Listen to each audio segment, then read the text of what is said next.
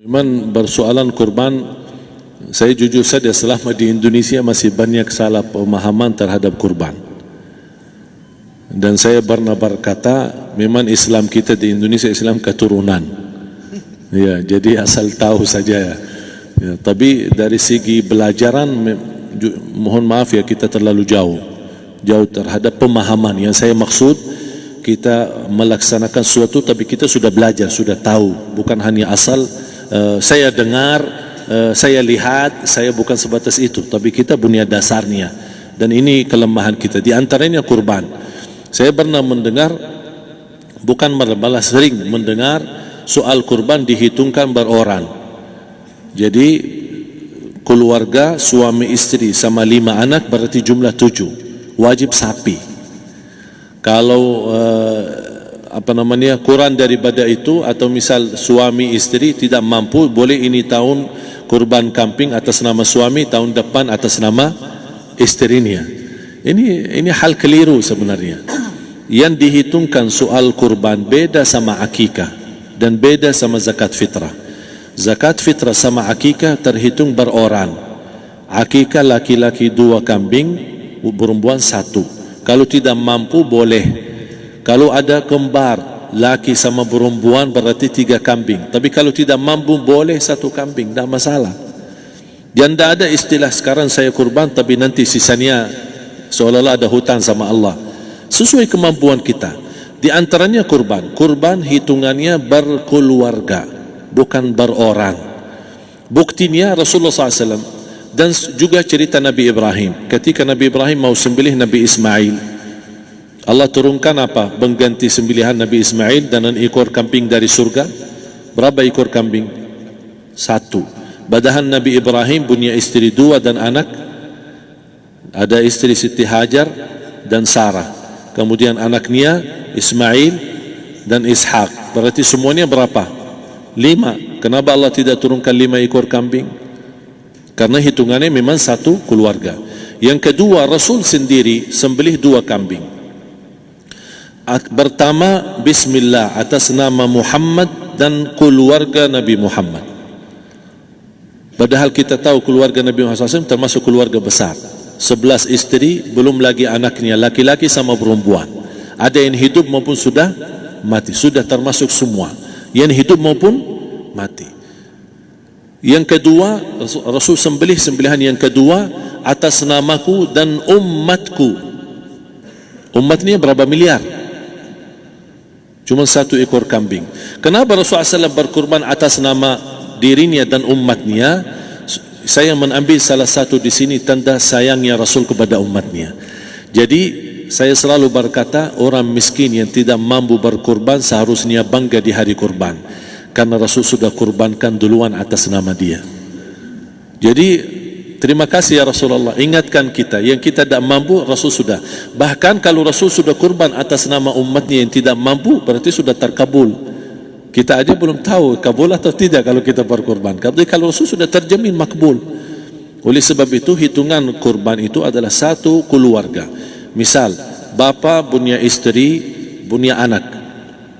Itu kalau mampu sapi silahkan. Mampu 1000 sapi silahkan. Kalau soal kemampuan tidak ada masalah.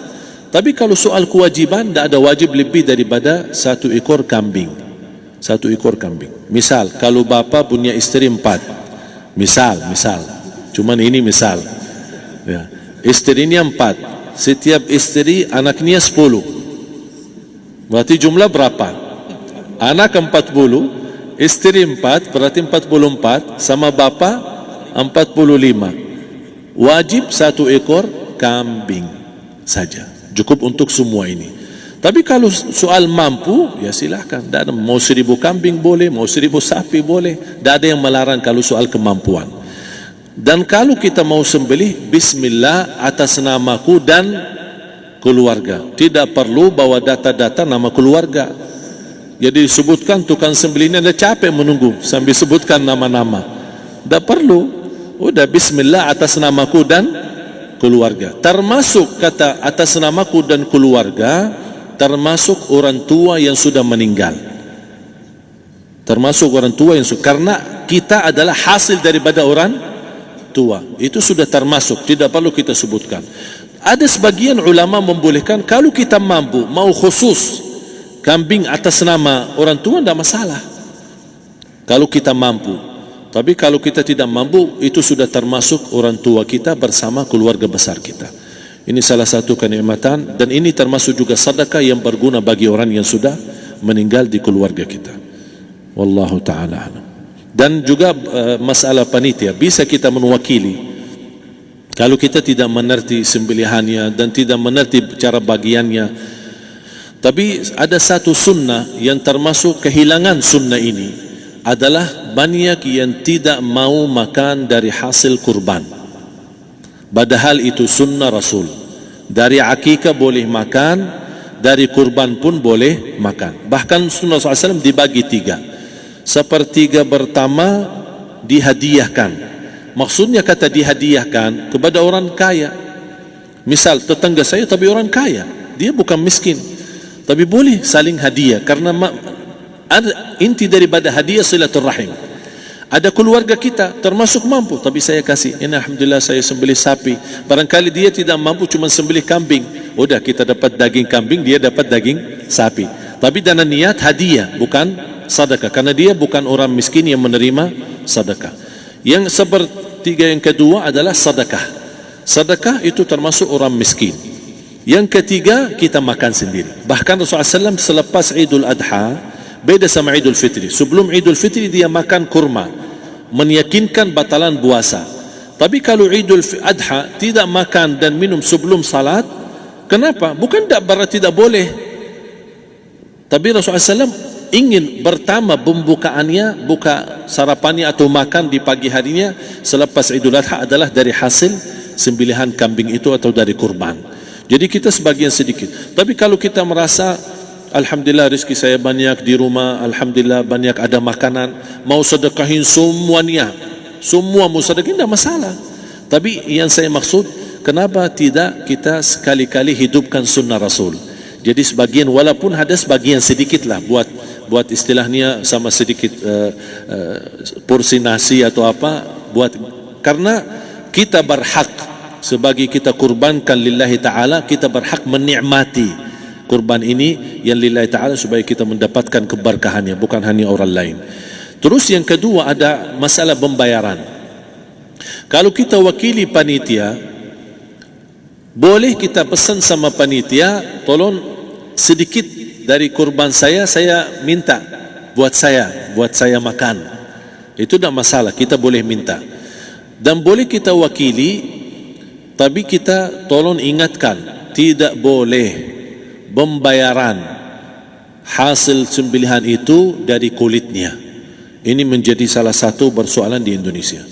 Banyak tukang sembelih datang, ketika kita tawarkan untuk sembelih ini, berapa Pak? Oh tidak apa-apa, kasih aja kulitnya sama kepalanya. Jangan anda setuju, jangan anda terima. Oh maaf, saya tidak bisa. Bapak berapa ongkos sembelihannya? Kita harus sepakat dulu. Tidak, saya ikhlas, tidak apa-apa, seikhlasnya. Tapi yang penting kepalanya sama kulitnya. Itu aja yang saya minta, yang lain tidak apa-apa. Tidak boleh. Tidak boleh. Kenapa? Karena ini kurban. Kata kurban berarti lillahi ta'ala, bukan untuk jual beli. Kalau kita sudah bayar dari bagian kurban, berarti bukan lillahi ta'ala. Harus kita jaga amalan itu. Tapi bagaimana cara jalan keluarnya? Kita harus sepakat, ijab kabul. Sepakat dulu, Pak, saya udah begini, saya kasih untuk sembelihan 50.000. Bapak setuju? Ya udah setuju. Selesai kan? Sudah sembelih, sudah potong, sudah semua. Lepas ini semua kita kasih ongkos 50.000 ongkos sembelihannya. Habis itu, Pak, kulitnya sama kepala hadiah buat Bapak. Itu dah apa-apa, dah masalah. Tapi bukan untuk bayar sembelihan. Faham maksud saya? Harus dibedakan supaya jangan sampai amalan kita kurban habis biaya, habis ini malah tidak diterima karena sudah kita bayar sebagian daripada kurban. Saya silahkan bayar apa yang kita sepakati, mau hadiahkan kepada dia karena kita tidak bisa guna. Buat apa yang kita mau gunain kulitnya? Tidak bisa. Tapi mereka, buat mereka lebih berguna, oleh karena itu kita bisa hadiahkan untuk mereka. Bahkan kita bisa juga kasih daging untuk mereka bisa menikmati sebagai sedekah. Wallahu taala alam.